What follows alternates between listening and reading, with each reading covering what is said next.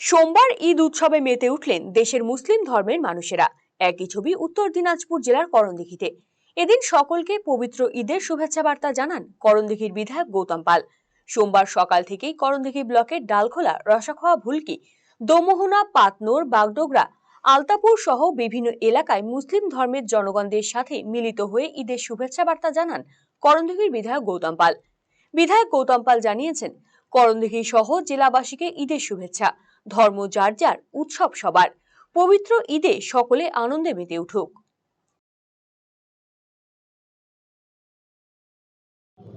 ঈদ মুবারক, পবিত্র খুশির ঈদ। আজকে আমি করণদিঘিবাসীকে জানাই ঈদ মুবারক।